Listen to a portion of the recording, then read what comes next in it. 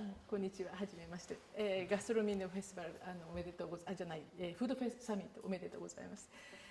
First of all, I'd like to say congratulations with this arrangement, で、Food Summit. 今皆さんの話を聞いていると、そのラベルの問題、それから品質のハイと、それからローの問題、これらはもう日本でもかなり前から問題になっていて、解決を見ている部分もありますし、まだ問題になっている部分もある。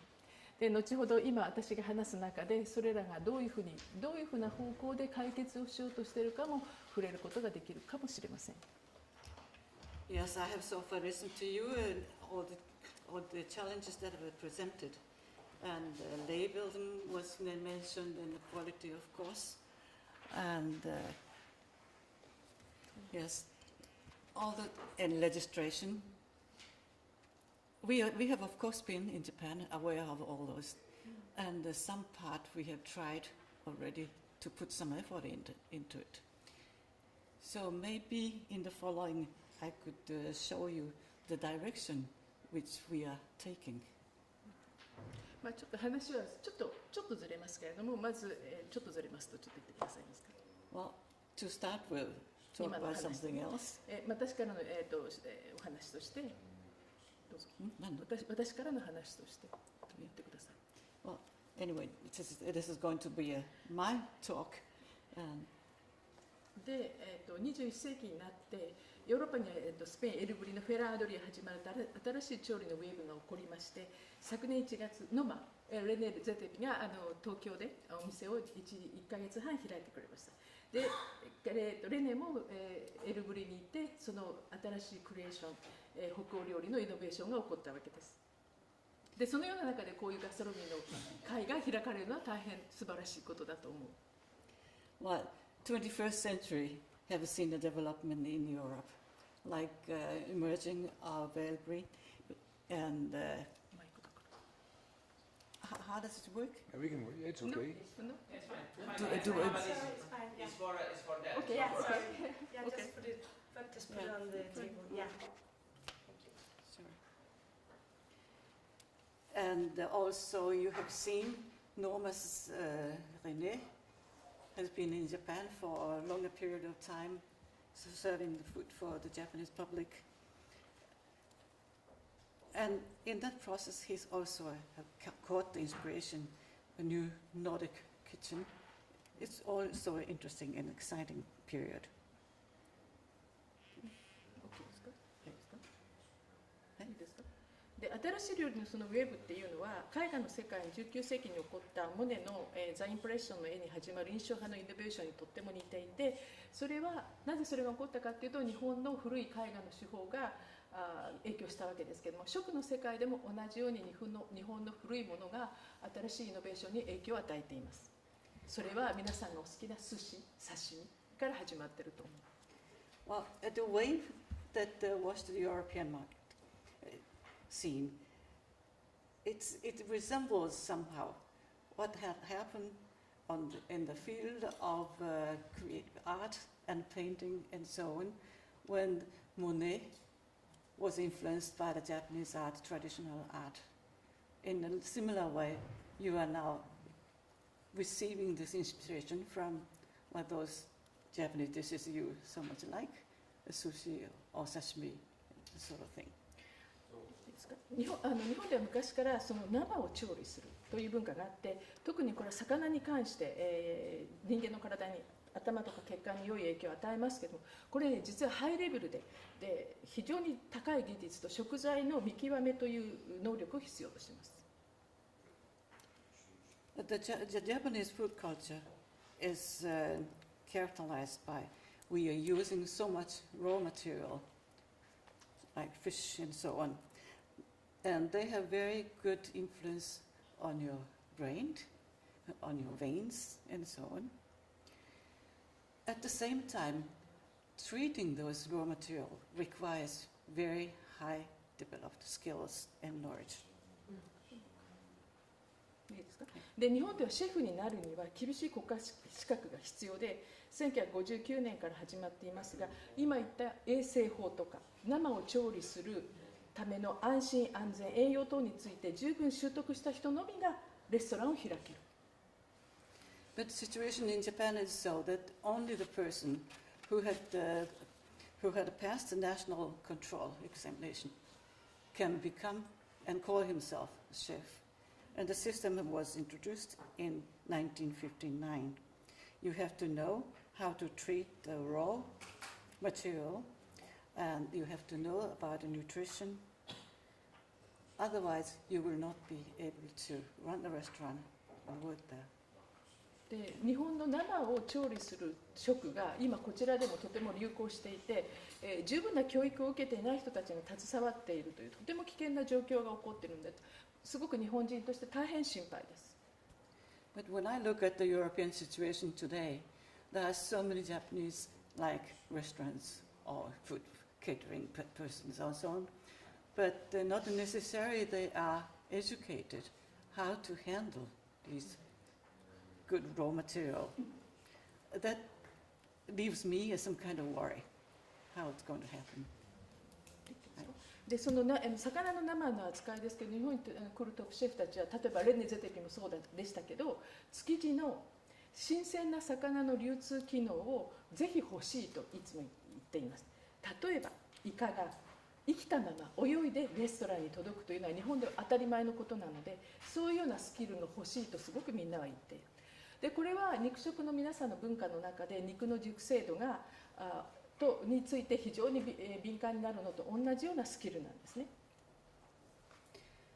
Those top European top chefs that have been in Japan, that had learned something from the Japanese, they all go back home with a strong wish, only if we could import tsukiji.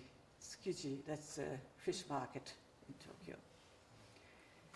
In Japan, it is so if you order an octopus, will arrive completely live. イカ。どっちみちあ、同じ。あ、そうです。両方そうなんです。それ。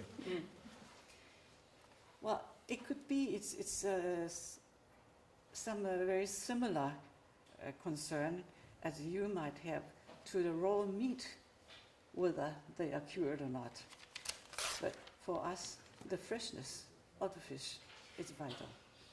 でまた使うナイフ、切るナイフ、包丁と日本では言いますが、これは侍の刀と同じものを使います。それには研ぐという作業を毎日しなければいけないので、こちらのナイフとは全く違うものですね。それのレッスンも必要だし、それをすることによってシェフは精神的に落ち着いて、またクリエーションするための精神性を持つことができる。要するに日本では調理は労働作業ではラバーの作業ではなくてクリエイティブな仕事だというふうになっています。And also we can look at the kitchen knives. We compare the kitchen knives for a real chef like a sword that were used by samurai that had to be grinded every day.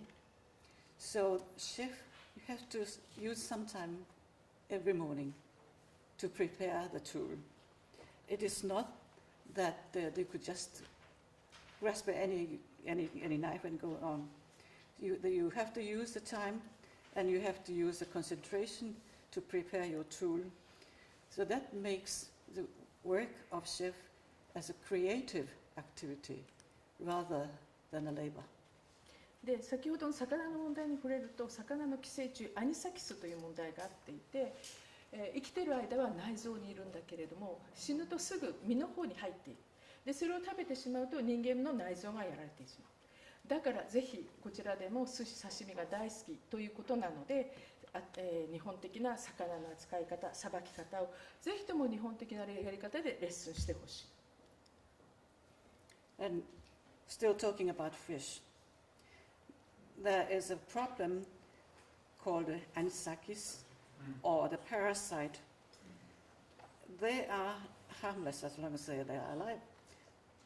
And when they're dead, it goes into the human intestine and so on, into organs.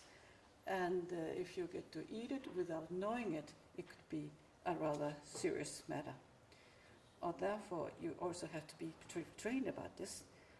So I hope the European chefs, they also get the lessons and how to handle this problem too. で、デンマークは海に囲まれていてフレッシュなフィッシュが流通機能をすぐ持てる国なので、ヨーロッパでは寿司なんかが大人気ですから、デンマークがそういう機能を持ったら一大産業になると思います。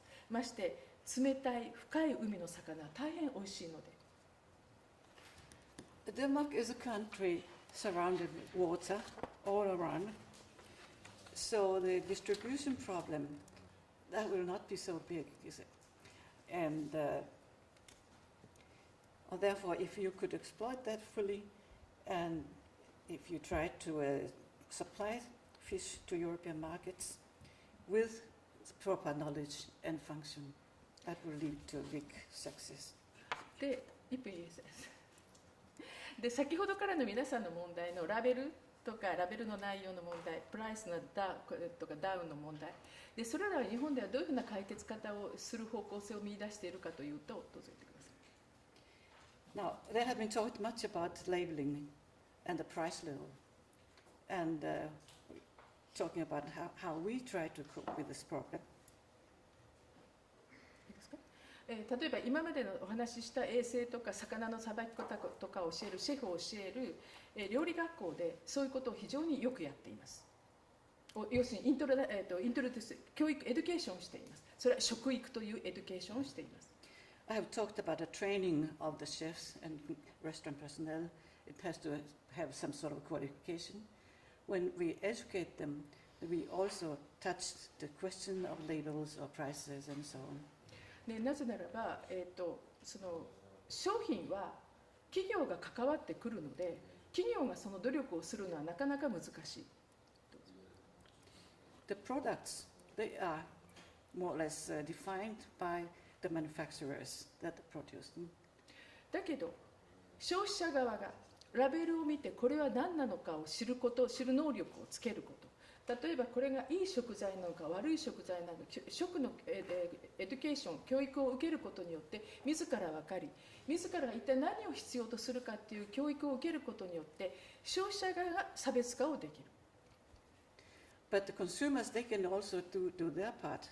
By reading what is on labels, they can judge whether that is a good or a poor product, whether it should be safe or not.